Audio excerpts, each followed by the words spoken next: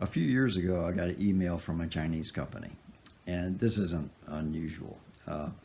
When you become a guitar builder and you get your name out there, you get contacted by a lot of people who want to sell you stuff. We can supply you with guitar cases. We can supply you with bone nuts and saddles. We can supply you with.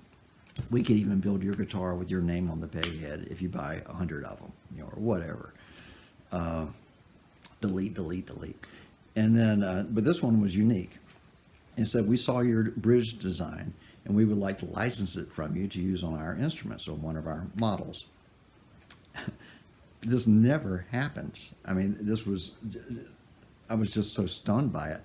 People steal my ideas right and left. I see it all over the place, and it's something that you get used to. As a creative person, it bothers me if someone takes my design and doesn't give me credit. It really irks me when someone pretends like they had come up with it when I'm the one who did all the trial runs and all the things that failed and all the things that worked and ironed it out to be the final, product that they want. They just take it and use it without giving me credit for it. Sure, it bothers me. But if they take that one thing, I've got 10 more coming. I mean, I'm blessed that I'm a creative person, whether I'm renovating the house, doing artwork, restoring old cars, or building guitars. It's what drives me is the creativity, and I love being creative. I love being able to use creativity. If someone doesn't have creativity, that's what they're left with, is they have to take ideas. It's just the way it goes.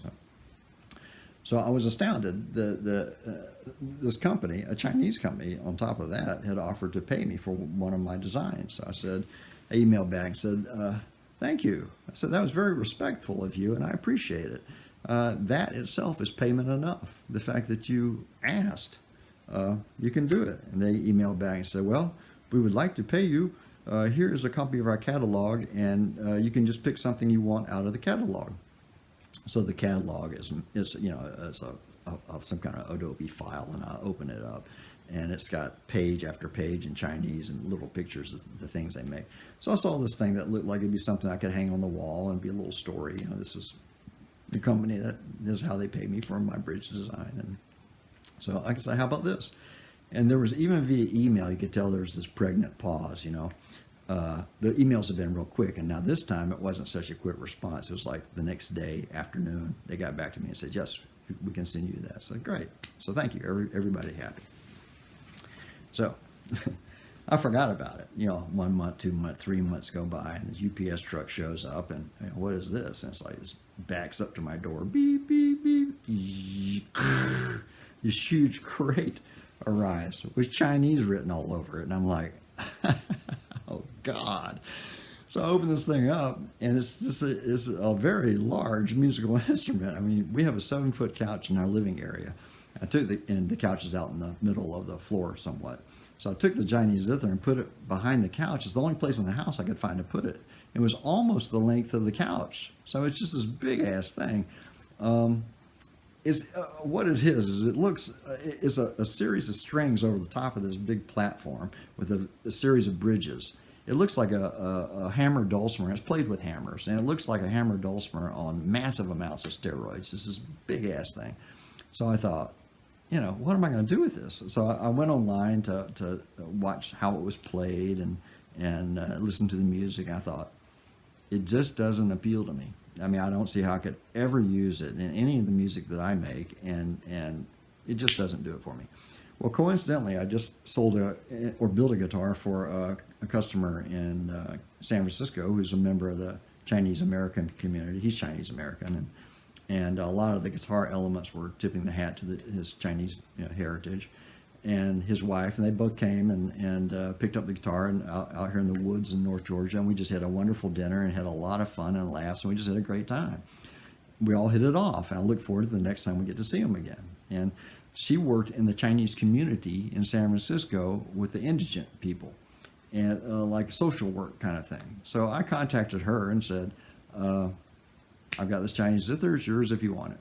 And she goes, no. She knew what it was. And she said, they're about to have their first child, and she didn't do that work anymore, and thank you, but no. So, okay. Well, I tried to do the right thing, right? So now I thought, okay, well, I'll sell it. So I'll go on eBay to see what they're worth, and sure enough, there are a bunch of them on eBay, and they're going for between $800 and $1,600. and one like mine with a lot of pearl work and curly Q crap all over it is, in the higher end. So I thought, okay, well, I'll sell it for $500 and someone will get a great deal. I'll get $500 and it'll be out of the house. In the Chinese Zither story. So I stick it on Craigslist.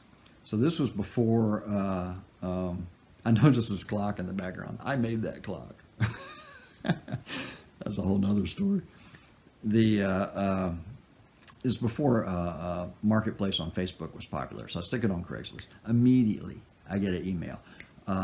I want Chinese Zither. It says, my mother played Chinese Zither when I was young. We always had that music in the house. And said, I love Chinese Zither. I want Chinese Zither. Blah, blah, blah, blah, blah, blah, blah. I want Chinese Zither. I said, great. I can meet you at the Home Depot in Canton, Georgia. She was coming from Atlanta.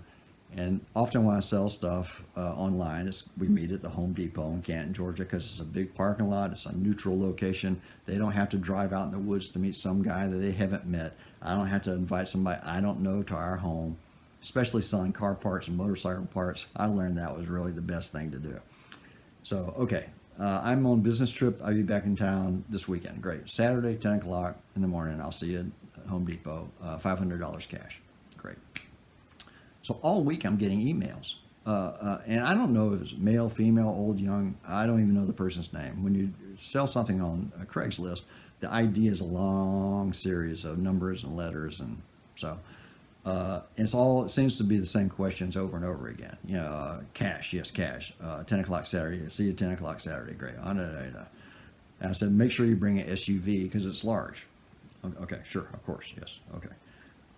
Email. Okay, I'm so excited about getting Chinese Zither. I look forward to seeing you on Saturday. I'll be home this time on Saturday. I can drive up there and I'll have breakfast and I'm going to blah, blah, blah in my life, blah, blah, blah, blah, blah, blah. Okay.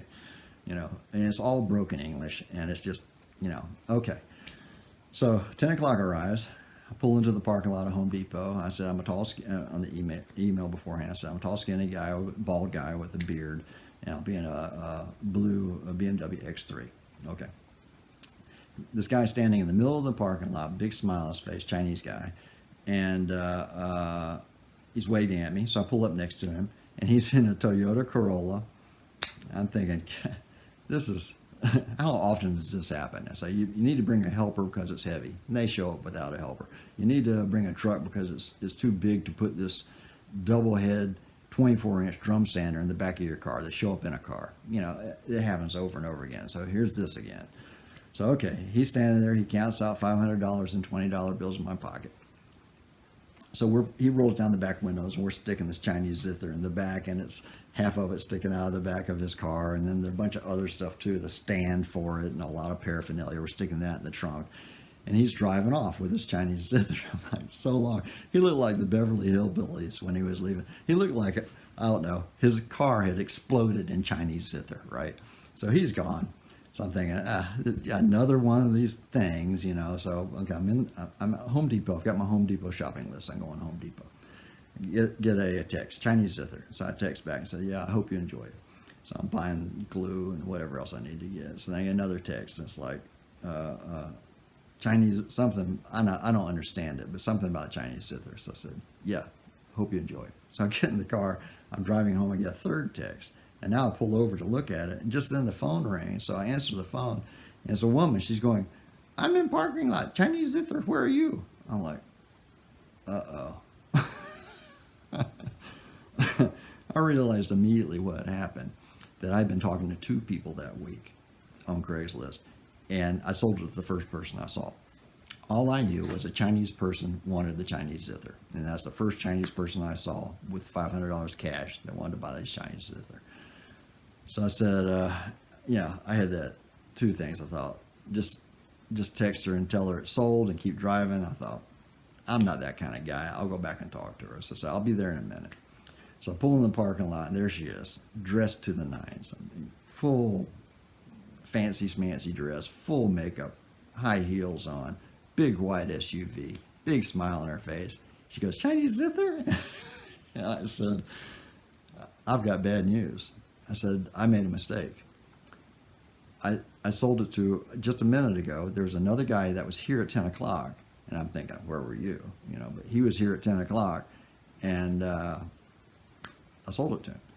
And she had a complete meltdown. I've never seen anything like this except on the movies. I mean, it's like insane asylum level crazy. She starts crying and screaming and waving her arms around and Chinese Zither, I want Chinese Zither, I want, screaming at me. I'm like stepping back. I said, I got, a pocket full of $20 bills. So I said, I can give you $40 to help pay for your gas money. I'm thinking I cut into my $500 deal, but whatever. She seems sort of upset.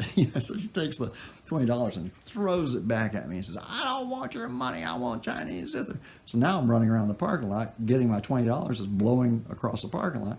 And there's a big crowd of people standing around. In Canton, Georgia, in North Georgia, all these rednecks are standing there with their fists balled up, looking at me, thinking that I'm attacking this woman. So now it occurs to me, I could get beat up by these guys because everyone's mad at me. So they're standing there around, and I'm talking to her, trying to placate her and saying, look, it was an honest mistake. I said, I can get in touch with the guy that got it from me and see if he'll sell it to you, but I didn't steal anything from you.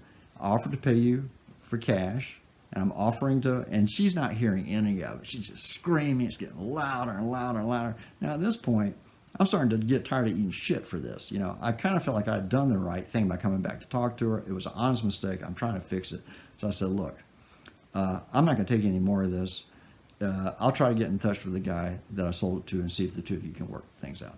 So I walk away. And I turn around, everyone else that left too, because I realized she's nuts. And I was trying to make things right. So I get in the car, I'm driving home, and I get a phone call. It's like it's her again. So, I pull over, and it's like crying, oh, please, get in touch with man, and so I can get Chinese in the please. I said, I will. I'll, as soon as I get home, I will, if the email's still good, I'll get in touch with him and put you two together so you can hopefully get the Chinese. I'll do all I can.